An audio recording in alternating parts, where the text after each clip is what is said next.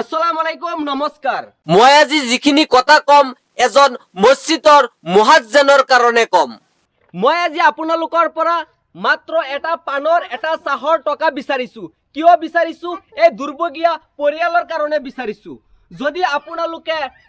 অলপ কিঞ্চিত পৰিমাণে সহায় কৰে তেন্তে দাদা সুস্থ হৈ আহিব পাৰে আমাৰ মাজলৈ আগৰ দৰে যি কৰ্ম কৰিছিলে এই কৰ্মত যোগদান কৰিব পাৰিব তেও মসজিদৰ মুহাজ্জিন আছিলে আৰু গছ চাফা কৰাৰ কাম কৰিছিলে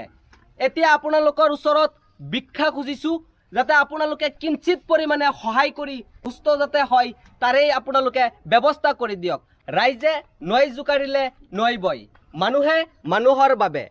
যদি অকণো নাভাবে ভাবিব কোনেনো কোৱা হয় মই বৰ্তমান উপস্থিত আছো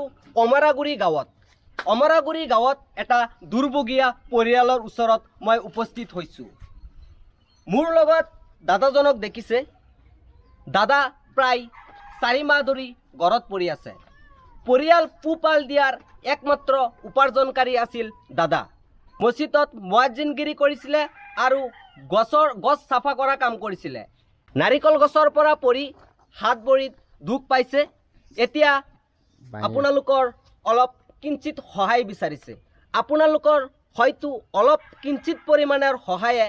দাদাজন সুস্থ হৈ উঠিব পাৰে আল্লাহই যদি ৰহম কৰে দাদাই সুস্থ হৈ উঠিব পাৰে সুস্থ হৈ পৰিয়ালক আকৌ আগৰ দৰে পোহপাল দিব পাৰে এতিয়া দাদাই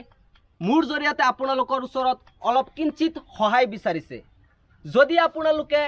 কিঞ্চিত পৰিমাণে সহায় কৰে এই চাওক পৰিয়ালত প্ৰায় 5-6 জন মানুহ আছে এই মানুহ যি ল'ৰা ছোৱালী আছে এই ল'ৰা ছোৱালীসকলক লগত লৈ তেওঁলোকে এটা সুন্দৰ সংসাৰ কৰি যাব পাৰিব মাত্ৰ কিঞ্চিত পৰিমাণৰ সহায় বিচাৰিছে আপোনালোকৰ পৰা বেছি টকাৰ প্ৰয়োজন হোৱা নাই মাত্ৰ 50,000 টকাৰ প্ৰয়োজন হৈছে যদি আপোনালোকে ভাবে এই 50,000 টকা দিব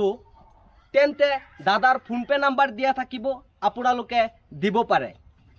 আমি জানো লাহৰিঘাটত বহুত সমাজ সেৱক আছে সমাজ সেৱকসকলে যদি কিঞ্চিত পৰিমাণে সহায় কৰে এই দাদাজন সুস্থ হৈ আকৌ আগৰ দৰে মসজিদত মুয়াজ্জিনগিৰি কৰিব পাৰিব বুলি আমাৰ আশা লাহৰিঘাটত বহুত দল সংগঠন আছে মই এই ভিডিঅ'ৰ জৰিয়তে এই দল সংগঠনক অনুৰোধ জনাম আপোনালোকে চাইছো বহু মানুহক সহায় কৰে দুখীয়া মানুহক সহায় কৰি থাকে যদি মোৰ ভিডিঅ'টো আপোনালোকে চাইছে তেন্তে মই ভাবো আপোনালোকেও আহি কিঞ্চিত পৰিমাণে হ'লেও এই দাদাজনক সহায় কৰিব মাত্ৰ 50,000 টকাৰ প্ৰয়োজন হৈছে এই 50,000 টকা যদি আপোনালোকে এজনে যোনে যিমান পাৰে কিঞ্চিত পৰিমাণে সহায় যদি কৰে আপোনালোকে নিশ্চয় দাদা সুস্থ হৈ আমাৰ মাজত আহিব পাৰিব আপোনালোকে বহু টকা বহু পালে খৰচ কৰে হোটেলত গ'লে বন্ধুৰ লগতো 10-20 টকা 50 টকা খৰচ কৰি দিয়ে আপোনালোকে যদি এটা পান বা এটা চাহৰ টকাও যদি তেওঁৰ একাউণ্টলৈ দিয়ে আমি জানো ৰাইজে নৈ জুকাৰিলে নৈ বয় কমকে দিলেও একেলগে 50,000 টকা জমা হ'ব আৰু সেই টকাৰে চিকিৎসা কৰিব পাৰিব আৰু চিকিৎসা কৰি সুস্থ হৈ আগৰ দৰে পৰিয়ালক পোহপাল দিব পাৰিব আপোনালোকে চাইছে পৰিয়ালক প্ৰায় 5-6 জন মানুহ আছে আৰু 5-6 জন মানুহৰ একমাত্ৰ উপাৰ্জনকাৰী আছিলে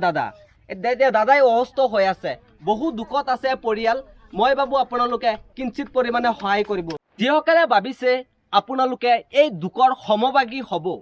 তেওঁলোকে যদি কিঞ্চিত পৰিমাণে সহায় কৰিব বিচাৰিছে তেন্তে এই ফেব্ৰুৱাৰী মাহতে আপোনালোকে কিঞ্চিত পৰিমাণে সহায় দিয়ক কিয়নো এই ফেব্ৰুৱাৰী মাহতে দাদাজনৰ চিকিৎসা হ'ব আপোনালোকে যদি দিব বিচাৰে এই ফেব্ৰুৱাৰী মাহতে আপোনালোকে কিঞ্চিত পৰিমাণে টকা দি সহায় কৰক এই দুৰ্ভগীয়া পৰিয়ালৰ ওচৰত কাষ চাপক দাদাৰ লগত মই কথা পাতিম দাদা আপোনাৰ নামটো মোহাম্মদ আমিৰ হুছেইন আপুনি কি কৰিছিলে কি কৰ্ম কৰিছিলে মই তো মছজিদৰ মুয়াজ্জিনি কৰিছিলোঁ আৰু গছৰ কাম কৰি থাকোঁ গছৰ কাম কৰি থাকে মানে গছৰ পৰা পৰি আপুনি দুখ পাইছে এতিয়া হাত ভৰি ভাঙিছে এতিয়া কি ক'ব ৰাইজক কি আহ্বান জনাব আপুনি কিছু সহায় কৰক মোৰ পৰিয়ালত মানুহ আছে 6 জন মানুহ আছে এতিয়া কামাই কৰিবৰ কাৰণে কোনোবাও নাই ময়ো আছিলোঁ